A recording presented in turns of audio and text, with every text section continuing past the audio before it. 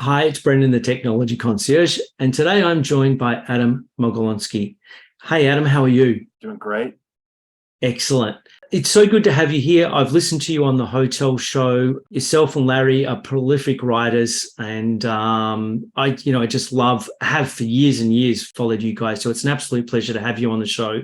Adam, one of the things we have in common is we are both GAIN advisors. So we're part of the Growth International Advisory Network, which is a network of hospitality professionals worldwide that was literally just started earlier this month, correct? Yeah, it was announced all over the world earlier this month. And so what GAIN is, and GAIN the acronym, key there is, of course, growth, where Yep. we are helping companies scale Mm. and gain momentum, whatever that momentum requires. And it is never a one size fits all, but there's always a key to scaling and really ramping up how you distribute and move about the world, be it Yep. technology and in hotels as well, advising hotels on really how to ramp up and really achieve great results in the next 10 years at scale. That's the growth. Key as well is that we are international. We Yes. are bringing a world of expertise that we can deploy at a moment's notice anywhere around the world. And with that, it means that we're able to bring a world of ideas to the table.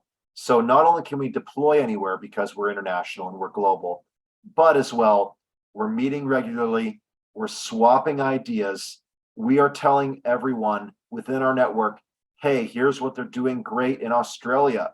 Hey, here's what's happening in Canada, in the US. Here's what's happening in Europe. Can that apply to my hotel over here? And yeah, there's lots of great ideas. Innovation is happening all over the world now, and it's not stopping. People are always being innovative in various ways, and we have our ear to the street around the world in all key markets to make sure that we can apply that worldwide to our clients as soon as possible. That's a fantastic summary. I love it, Adam. Thank you. I must admit, in the preliminary discussions that we had, I just learned so much. You're a wealth of knowledge. So I'm really looking forward, to sharing that with our guests today as we talk. We're going to talk about obviously technology and where things are heading. And we're also going to make sure that we remind our hoteliers that you need to get your current and your basics right before you start looking to the future as well. It's we're going to discuss some forward-looking technologies, but of course, all that rests on the stuff you currently have and getting it to talk to one another, whether it's horizontal, vertical integrations, whichever type, but it has to all be working, and the teams behind that technology has to be fully aligned with it and embrace the technology in order to add on more systems. Yeah, exactly right. We always find if your general manager's not behind it, or you don't have and you probably needed general managers behind it and a hotel champion, somebody at the hotel that's going to actually work that technology through. Because with any piece of technology, there's actually changes to the business operation. And that's probably one of the most difficult things, right? Of course. It's the change management is everything. And particularly with hoteliers are joining the hotel because they want to serve guests. They're not joining the hotel to join a technology company, even though increasingly every part of a hotel is 100% reliant on technology. Yep. So all that we do as technology hotel consultants is we come in and we help people understand that the technology is there to help remove a lot of the busy work, the repetitive work, so they can be more guest facing, add in more no touch to become more high touch. I love that. And I say the same thing as well. I don't believe that technology necessarily means that we become less high touch. I think it can free your team up to be more high touch than they even are now. Yeah. We can go end to end on this for the entire podcast, but we take it one system at a time. One system at a time. Let's see how it's working. How is it integrated? What else can we do to help each operation both reduce their workload so they can focus on other things, and also talk to other departments more efficiently. Yep. Yeah. I love it. I love it. Share the same beliefs. Adam, the first thing I wanted to talk about was the metaverse.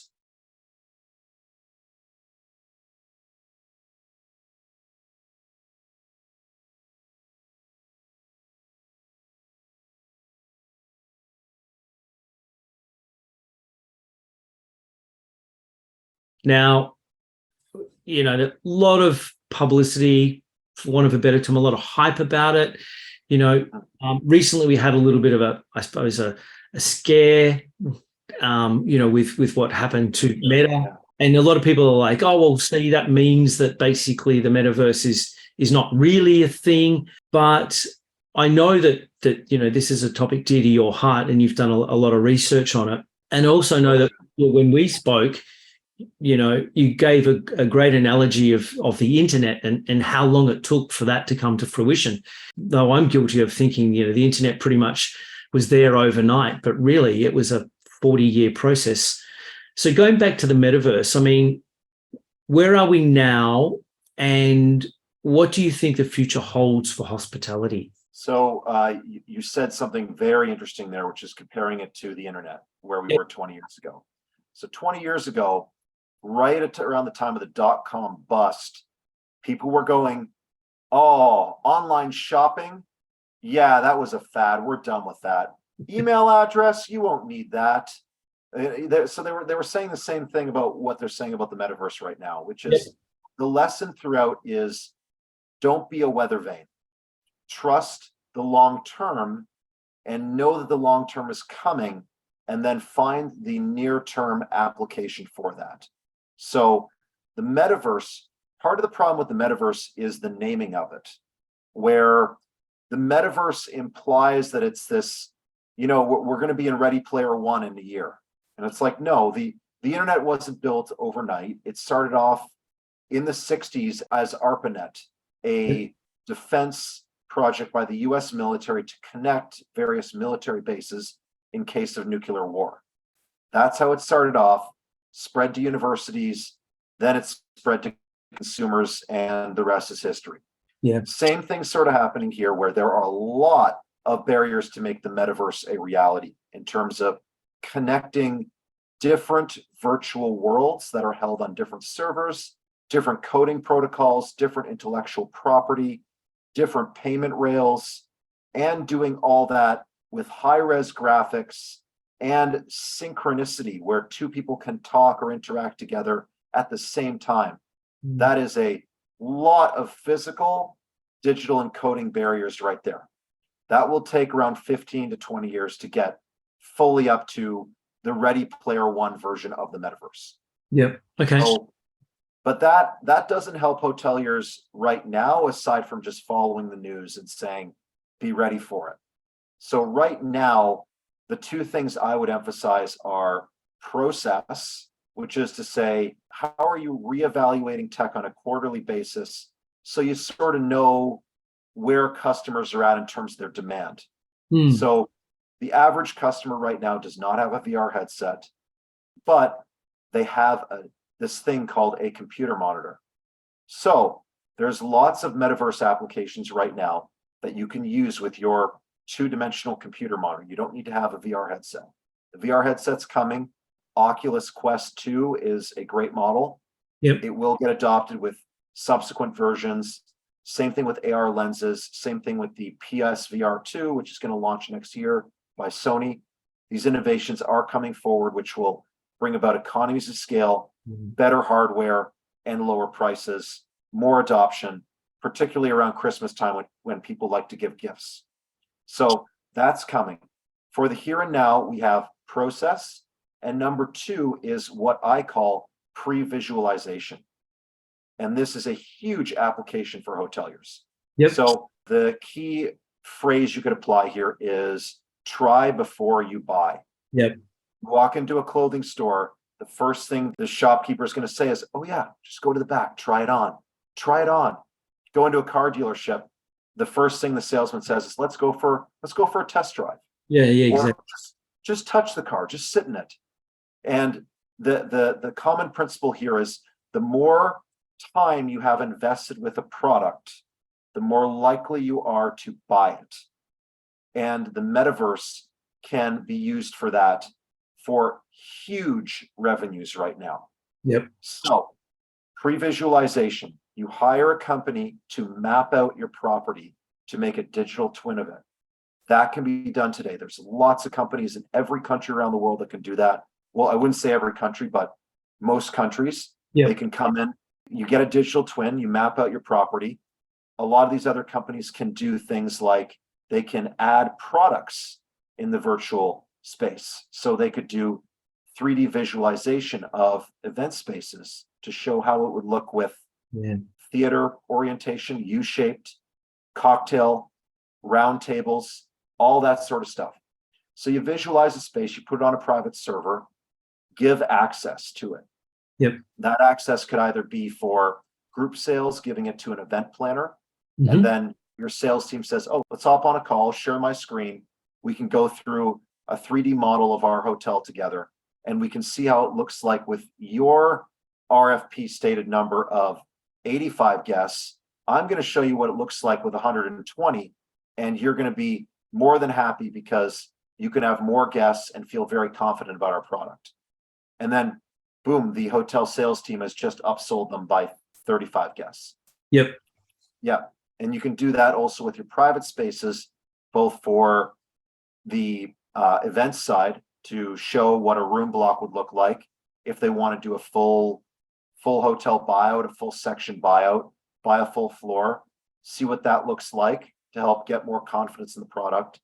Or you could open up to direct leisure guests to help drive direct sales through your website booking engine, where you can add a link to either your front end website or your website booking engine saying, tour our hotel in 3D, see what it looks like, tour some of the rooms. And then you have a direct upselling module in there saying, okay, well, you were going to go for the standard room. Here's what that suite looks like for only an additional $100 a night. Don't you want that suite? Yep. And they see the suite. So therefore they're like, yeah, I feel pretty confident about what I'm getting in additional value for that $100. Let's do it. So there you go. So it's process and pre-visualization. That's the near term right now. I love it. I love it. And in some respects, it's a big leap forward from hotels now on their website, which have an image which sometimes has, a caption that, this may not be the actual room. You're saying, we need to take consumers or our guests from that point to actually showing them and allowing them to tour the room. As I said, it is the ultimate try before you buy experience. Yeah, the ultimate try before you buy. And the something within where you said there is, this is not the actual room. Now we're getting into something called attribute-based sales, which is selling individual rooms. And there's a few providers that are doing this in over-the-top platforms for upselling technology. So people buy a room category at booking, and then 1 month out, two weeks out from the time they book, they get an email saying, hey, choose your individual room. Right. And that can be customized to choose the individual room. It requires a lot of, let's say, better data piping between the upsell platform and the PMS to properly lock in that specific room. Yeah. And of course, if you have room blocks or things where the management side wants to keep direct control over shuffling those rooms about, it raises some issues. But attribute-based sales is coming for, I don't want to say any specific numbers here, but let's say upwards of 8% net room revenues increase in terms of possibilities. So 8% might not seem like a lot, but if you have 500 rooms and a top line of, let's say, 30 million, 8% is a lot. I think any owner operator would really be happy with that. Totally. So Adam, obviously hand in hand with the metaverse is the concept of NFTs.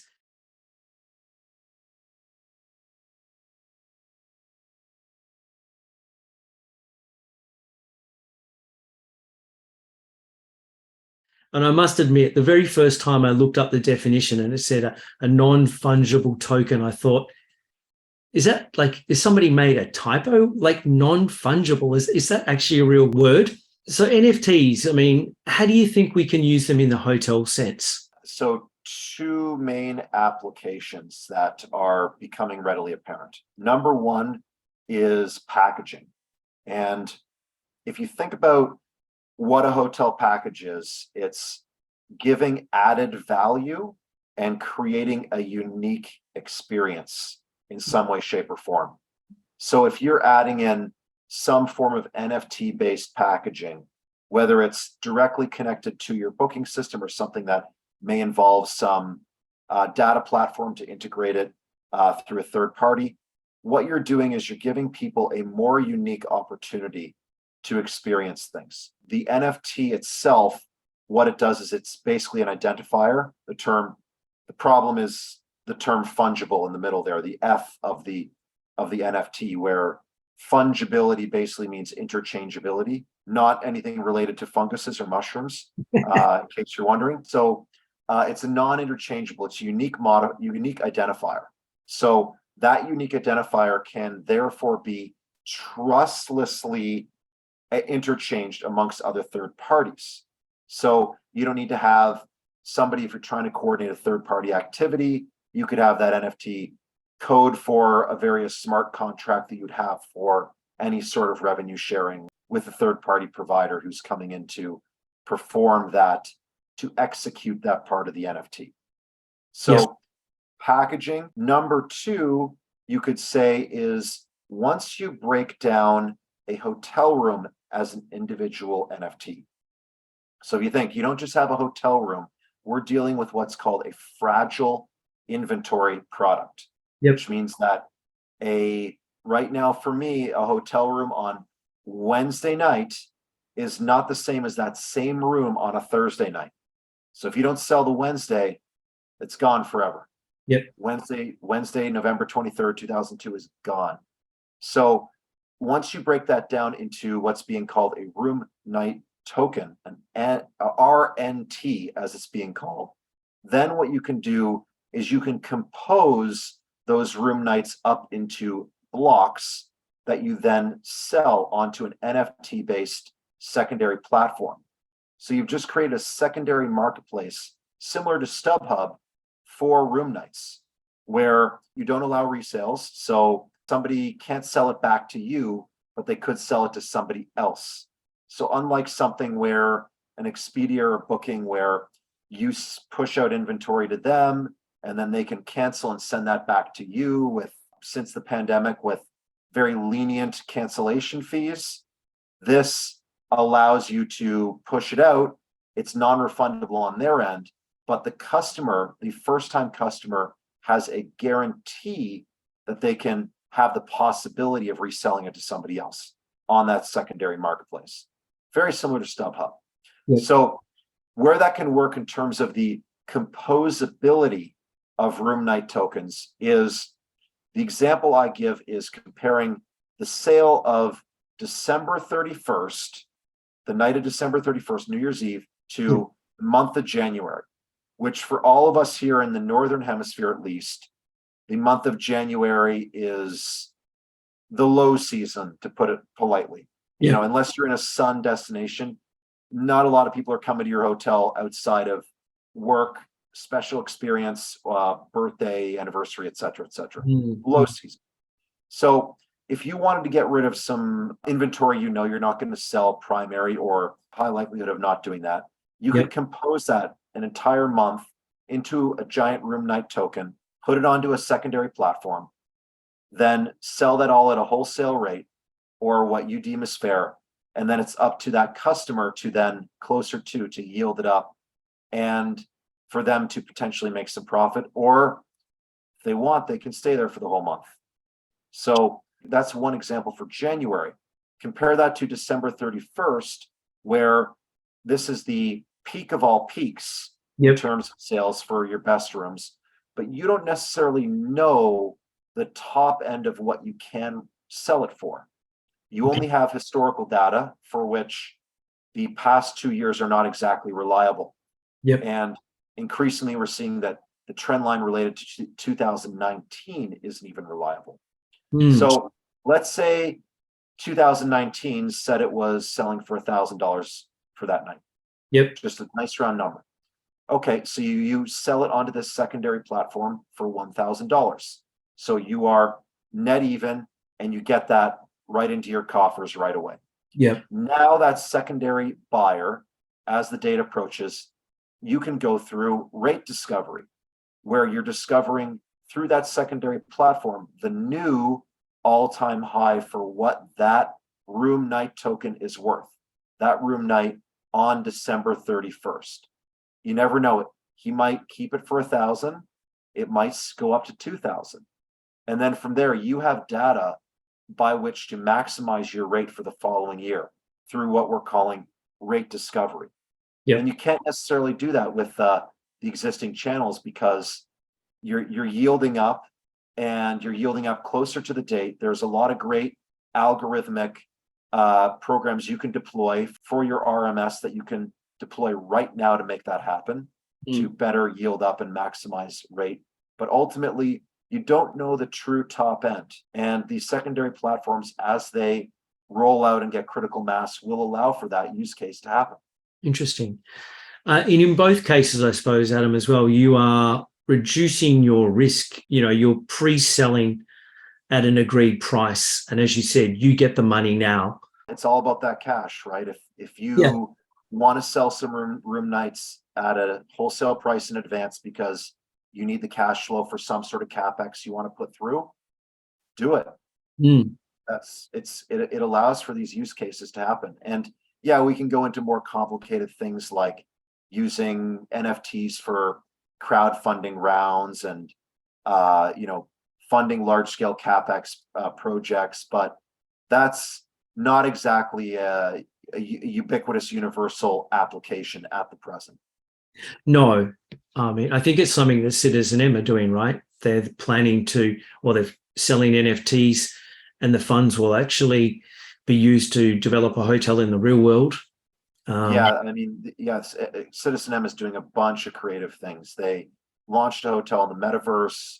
They put a NFT-based loyalty on where you get exclusive perks with real world bookings. But you can use NFTs to add on exclusive merch, to have first look, so you get primary access. You can use NFTs to token gate, so to seamlessly low labor gate exclusive on-site access, be it cabana at a pool or some sort of private lounge for NFT holders. And of course, because it's all on the blockchain, those NFTs can be resold.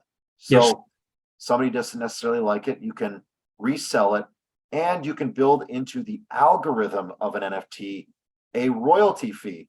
So with every resale, the hotel is still getting money, and they still know who the guest is, who the purchaser is, because they can stipulate that in the resale. That's interesting, isn't it? Yeah, it's just another step in automation and helping reduce the administrative overhead required to make great experiences happen. And that's really the bottom line. Is it's about the experience, it's about customer convenience. So the customer is always going to prefer something that is the most convenient and maximizes their value. So we're seeing the value end emerge with NFTs in terms of all the various use cases. The last piece that's yet to be proven is the customer convenience, where, as is often said, is that the day NFTs will become a reality is when all the grandmothers going around the world for hotels can use it as easily as a credit card. And that hasn't quite happened. It will, but it's not quite there yet. Yeah. Realistically, I mean, if you had to put a time frame on it, are we talking 4 or 5 years from now, you think, where guests good understanding of an NFT, as you said, they'll understand the convenience of it? Or do you think it's even going to happen sooner than that? I'd say, 5 years is about accurate. We are dealing with right now a primarily baby boomer traveler skew, because at least the stat here in the States, I'm not sure about yourself in Australia, but 50% of the total wealth is in the hands of the boomer generation. Mm. So I don't want to use the term old. I don't like that word. It doesn't exist anymore based on what I'm seeing, but people who skew upwards are less likely to adopt new technology. Yeah. So right now, the boomers have all the money. They have 50% in the United States, maybe more so in other advanced economies, but we have to follow the money. So if boomers aren't really likely to adopt NFTs, then we got to wait till they're transferring their wealth down to millennials and centennials or Gen Z or whatever you want to call it, where they're the primary traveling demographic and they have the most spending power to do so. So in a lot of ways, the NFT platform, similar to Metaverse, it's about the process. Look out for it. Keep taking demos with companies. Keep looking at how you're building the next generation of loyalty. And that's really what it comes down to. Gen Z, they love NFTs.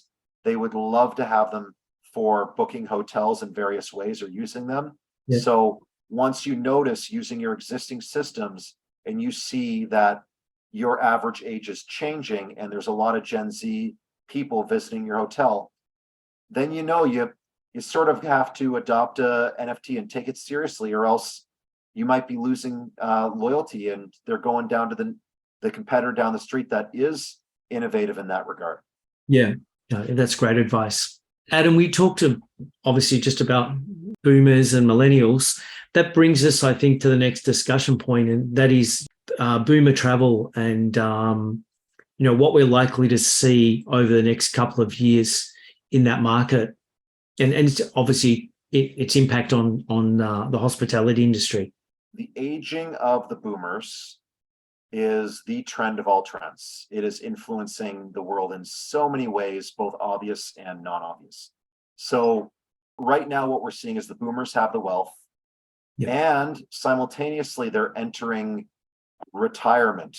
And I say that in quotations because the idea of retirement is changing as well, where it's not hard set at 65 anymore. People, they enter retirement for a few years and they're like, yeah, I'm bored. I want to do something else. I want to give meaning to my life. Yep. So if you think about what that term meaning can be, it can be a post-retirement emeritus involvement. They might decide to go back into part-time employment.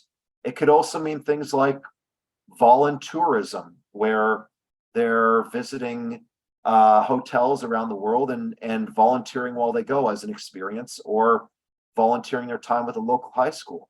It really is an incredible thing we're witnessing. Also, as boomers get old, they don't really have the energy for putting up with the agony of travel. So you think about what's involved with visiting multiple cities, multiple hotels. So you book airfare, then you book one hotel, then you got to figure out transportation to that next city, be it planes, trains, automobiles. Then you got to book that second hotel, then more planes, trains, automobiles. So you see where this is going, where as boomers get older, they want more convenience, as we said, but they still want to maintain that luxury.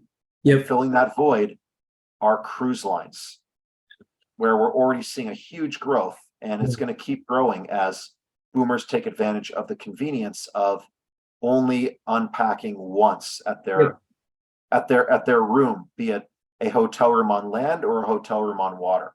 So that's something that hotels really have to watch out for, is that how are you judging your competition? And 10 years ago, you had your comp set, which was the hotel across the street. 5 years ago, we started to call it the accommodation industry, and we were pulling demand data from hotels as well as alternate accommodations, all the Airbnb and it's out there. Now we've got to start looking at what ships are coming into the port of call. And that is a very big trend. Also on the labor side with boomers is you talk about retirement, and one of the whole things with hospitality is we have so many great hoteliers, great executives, managers who have entered or are approaching retirement. And hotels have to think about the succession planning. Who's going to come in and take on the leadership and at day one already be up to speed, so there's no loss in operational bandwidth. And that's a big thing, particularly because the boomers are a large generation and there may not be as many people to draw on. So again, going back to clear and present technology, is the new person who steps in, if they're too busy doing the paperwork, like just signing and reviewing a small order accounts payable all day, instead of automating that, they're going to be too busy to get fully caught up and really take those new initiatives forward. So we got to automate in order to prepare for the retirement of the boomers. And concurrently, on the other end of retirement, we have what's called end stage diseases, which are the Alzheimer's, the Parkinson's, the dementia, all that stuff. And as we get older, one thing that is happening is medicine is progressing as well. So we have ways of correcting all the stuff that can kill you before the age of 65, be it heart attacks, early onset strokes. We can detect for that. A lot of illnesses, I don't want to say it's an absolute thing, but we're getting really good at solving all that, which leaves us with the stuff that starts affecting us after we hit 70, which is the end stage diseases. Problem with these is that they increase our dependence, where people who have these diseases become dependent either on their families or on paid for caregivers. And it's very important to discuss these two here. Number one is dependence on family members, which increases and can drive demand for multi-generational hotel packaging. So you think about that and you think, do you have accessible rooms in your hotels? How are you marketing them? How are you building adjoining rooms where you have an accessible room adjoined to somewhere else where the kids who are maybe in their 40s or 30s can stay to take care and be with the dependent grandparent who is there with them? Similarly, the multi-generational packages work just as well for people traveling with young kids, and maybe they want a second room adjoining for their kids or whatever, but multi-generational travel is going to happen. The next side is the caregiver side, which is another problem on the labor front, because now you have a caregiver, which is, as we say, a high touch, low skill job that is a direct competitor for housekeeping jobs. So a housekeeper who's earning, let's say, $35 an hour, changing beds and cleaning rooms, now looks at it and goes, well, I can do this. I can change beds, which is very high physical exertion, or I can go around and clean bedpans and change an elderly dependent out of their clothes and get $90 an hour.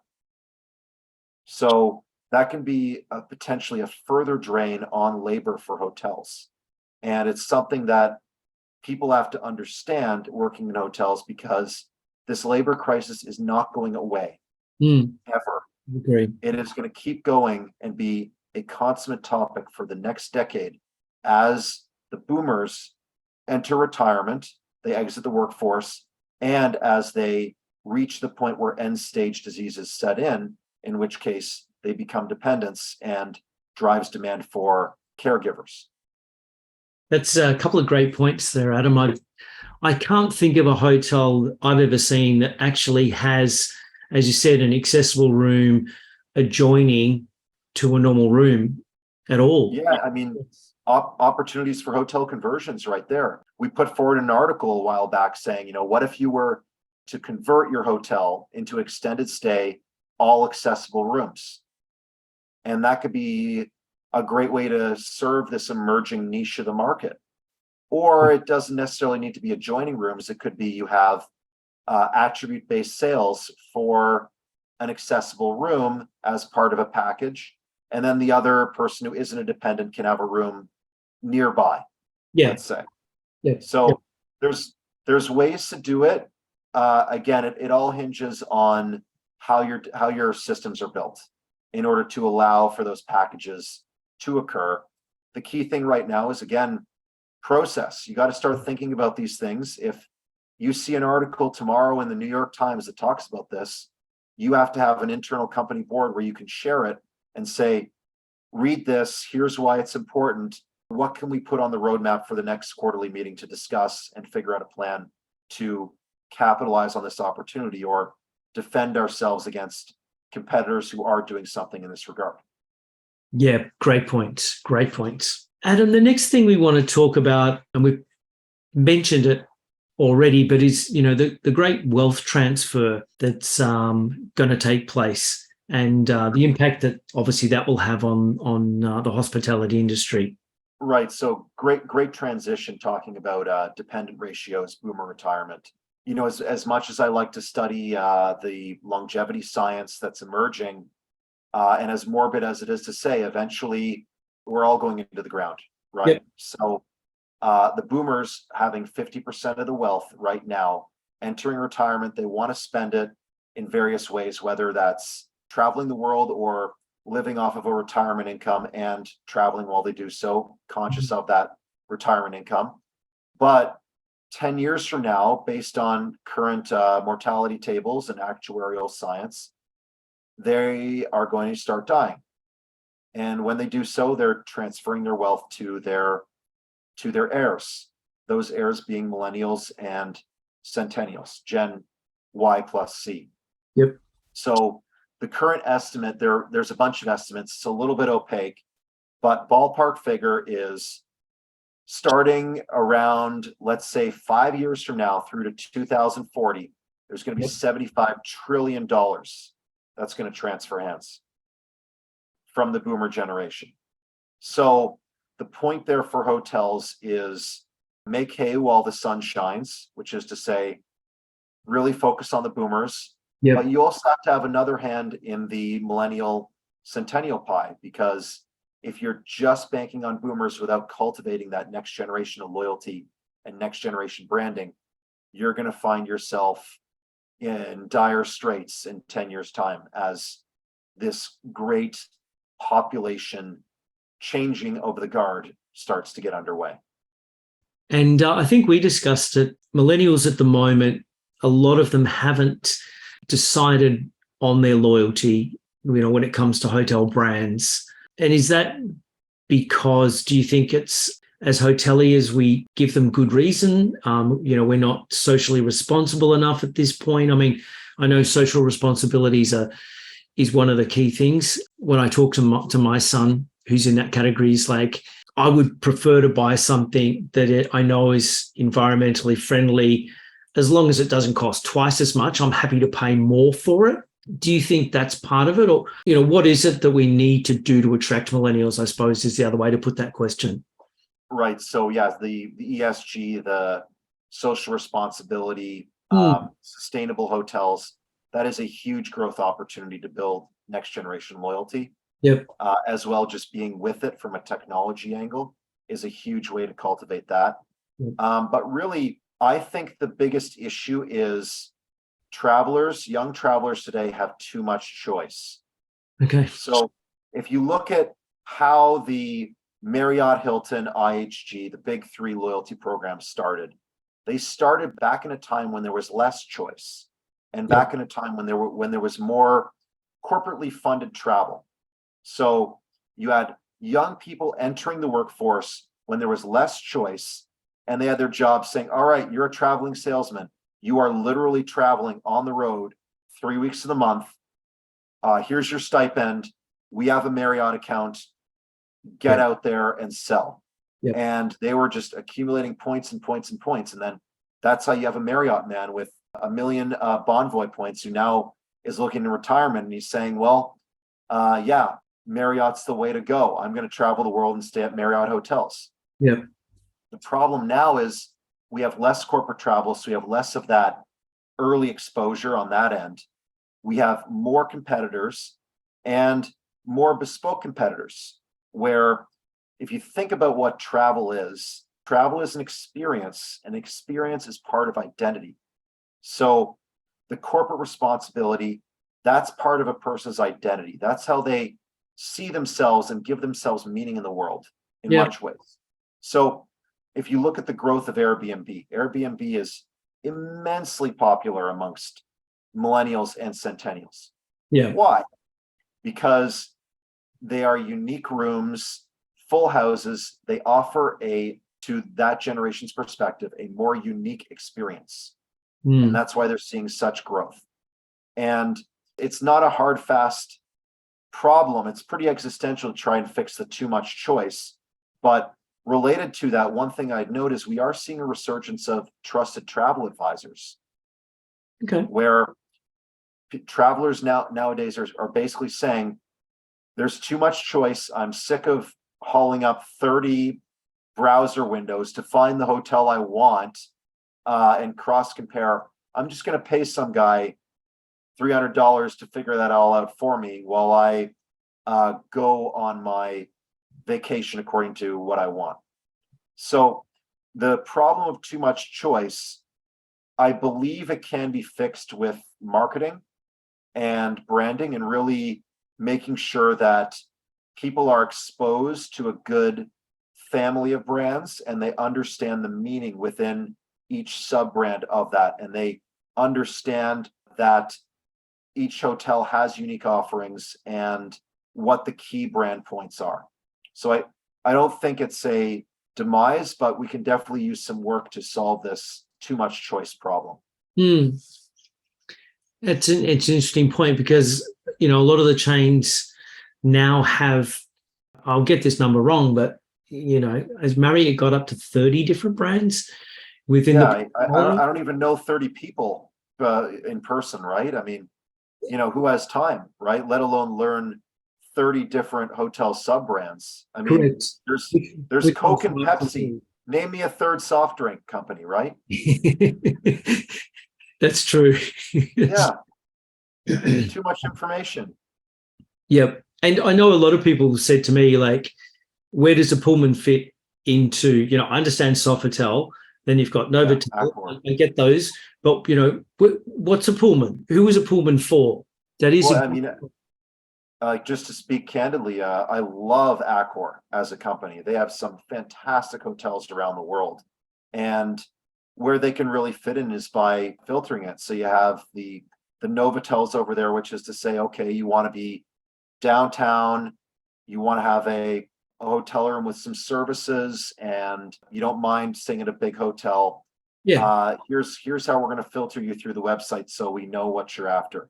And then if somebody's looking for that luxury experience, you have Sofotels. You might even have in some European cities a Sofitel and a Fairmont or something else like that. That is another hotel owned by the Accor brand that they have to then find that luxury traveler and tell them the difference so they know what they're getting with each property.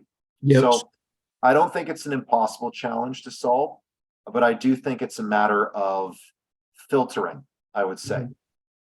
Yeah, no, that makes sense. And I think that's good advice. Hopefully some chains are watching and they appreciate that having so many flags within your brand is great from a choice point of view. I mean, it's been proven in sales world. There was that test, I think, with jams. Once you get sort of over offering people sort of 3 to 4, then they're less likely actually to buy because they're just too confused. There is too much choice for them. So too much choice is not always a great thing, unfortunately.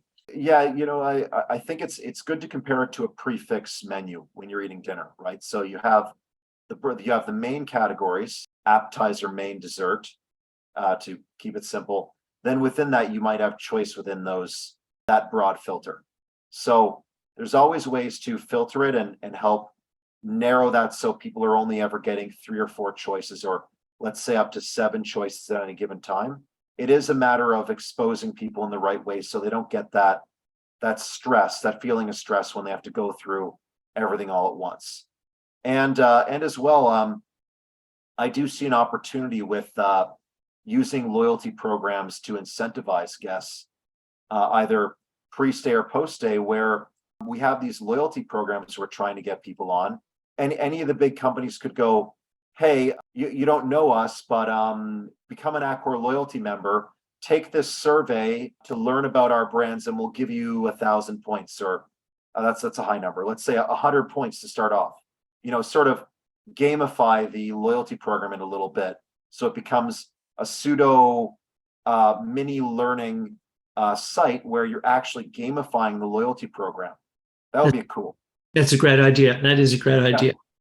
Should trademark that one. Oh yeah. Well, I mean, it's. I'm sure they're already coding for it. The big guys. I'm sure they're already doing it or have thought about it. But yeah, the filtering and gamification of education. It's those can be huge. And again, we're talking about the big brands. Small brands can do that too. There are lots of platforms that can deliver automated surveys, and then all you have to do is you have that as a pass-through code onto your loyalty program. That can be done by any hotel around the world right now. But the key thing is you just have to put yourself in the guest shoes. The guest is seeing too much information. Yeah. The average business person is getting like 100 unsolicited emails a day, of which everyone's vying for their eyeballs without any promise of remuneration. So Yes. you come along as a hotel and you say, learn about our brand, take a quick quiz to prove you've learned something, and we'll give you the equivalent of $25 F&B to be spent back in the hotel. Yep. That can be done using technology, and that'd be a great way to get people invested in the brand. Yep. That's a great idea. Adam, we've talked obviously about death, unfortunately, and the aging population, but that brings me to the point, wellness and longevity are two areas which I think hotels are starting to capitalize on, but I think there's lots of opportunities there. And I know the whole health issue is something that you've put an immense amount of time into. And what do you think are those opportunities in wellness and longevity from a hotel point of view? Well, first off, just to draw back to our discussion of loyalty programs and loyalty to hotels and too much choice. Part of the problem with wellness is there's too much choice in terms of where hotels can get started. To summarize the need for this area is a quote I always say, which is, if you don't make time for your wellness, you'll be forced to make time for your illness. And my thesis is that hotels can serve a role as healthcare facilities to inspire guests and make them feel better, so that way they improve their wellness and they never need to go to hospitals, which will become sick care facilities, where you do get sick, you do go to the hospital. But the whole point of wellness is to prevent you from needing to go to the hospital, barring acute cases. So where hotels can get started is, of course, the luxury hotels are already all doing this in some way, shape, or form. But I think it's important to expand wellness and make sure it isn't simply spa. The massages, the aromatherapy, that stuff is wellness. It does work to improve your health, but it isn't the only thing involved in wellness. And technically, eating well, eating good foods is wellness. It does improve your health. We all know this, but hotels need to keep innovating on the food front, which goes back to technology, because as you're innovating on the food front, you're dealing with more exclusive ingredients, which means you need to keep your purchasing and inventory systems up to par. So it does rely on technology that way. Everyone eats, everyone also sleeps. So where we're seeing a lot of this growth is in good sleep programs. So that can be something as simple as a pillow concierge, which is very popular now. Blackout blinds, which are very popular and we're seeing everywhere, which is great. Reducing the noise on air conditioning and HVAC units. That's all going through as people apply a property improvement plan. Something as simple as putting herbal teas in the bedroom. Doesn't have to all be technology, but how are you sourcing those herbal teas? Maybe you have an on-demand sleep program where it's a robot that is the runner late at night. So you don't need to have a runner working 24 hours or during the downtimes in the middle of the night, but you have a robot that's attached to your operations platform and can feed those service orders that delivers those chamomile or passion flower tea bags that are part of your nighttime herbal tea program. So it is related to technology. Technology underpins it. We can get fancy with the sleep tech, where we have things like the Aura, the little ring that attaches onto your finger that monitors your blood pressure, breathing rate, snoring, all that stuff while you sleep, and you could charge that on an amount. You can attach a meditation app or a breathing program like Headspace that people can access via your hotel app and go through breathing exercises that calm you down, or meditation programs that calm you down. Or those can be cast onto the television, and you can put yoga mats to roll out in the hotel room, so people can go through bespoke in-room exercises or do guided programs, whether that's live or just something that's pre-recorded. There's lots of opportunities out there in the sleep category, and that really harks back to what hotels are meant for, which is a good night's sleep. Can't deliver that, you haven't done your job. And that is emotional, where if somebody doesn't have a good night's sleep, they aren't coming back to your hotel. That's very true. That is very I mean, I'm not sure how much further you want me to go into the longevity and wellness. We could go into some of the crazy supplements that all the crazy biohackers are taking. People are taking 30 pills a day that are proven to extend your life. There's lots of things that are happening. For instance, these 30 pills, let's say somebody wants to keep going with that while they're traveling or wants to try them out, even though a lot of them have long-term effects. But let's say in the near term, it does do something on a one-to-one level, but it's more or less placebo. So if somebody tries them out, how do you deliver that to the room? How do you deliver that in the restaurant? How do you automate that to make it a reality without incurring more labor, which we all know, based on what I said earlier, there isn't going to be any labor to deliver these things in the future. So you have to have good inventory systems, good procurement systems, connected into accounts payable, so that way it's all seamless. And then you need to have the marketing side and the ordering side, which is guest comes on site. How does a guest even know that you have a yoga mat in the room? Unless you tell them. How are you telling them? You can tell them through the hotel app. Great. How are you incentivizing them to download the hotel app? Little things like that. Then post-stay, how are you asking them whether they use the yoga mat?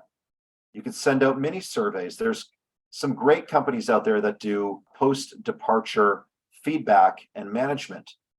So there's ways to do all this. And again, it comes down to process. You have to know where your hotel fits. Wellness for a Novotel is going to be different than a wellness for a Sofitel. That's simple as that. They're drawing in different guests. They have different CapEx to work with. And those different guests have different budgets for upselling opportunities in the wellness space.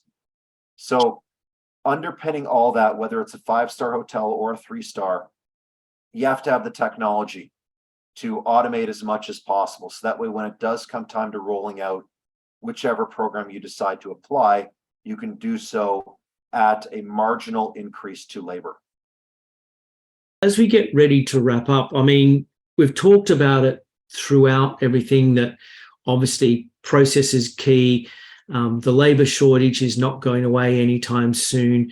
We need to utilize technology to help with the labor shortage, but also to make sure that the staff that we do have can be as high touch as possible. Is there anything else you want to add in that area?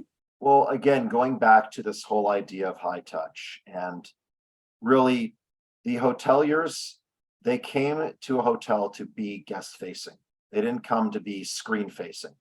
So the one thing that I would add with automation, the one other term, if there is another term to add here, is one we use called zombie platforms.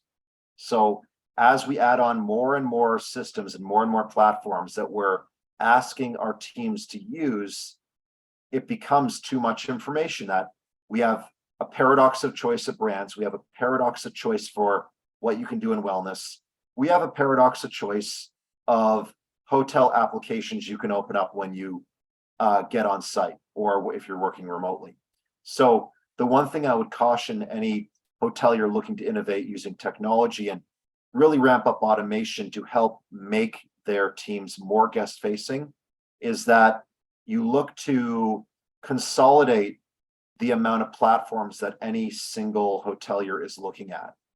And I think that's very important. It's not just about making those data connections. It's really about solidifying which platforms people are using.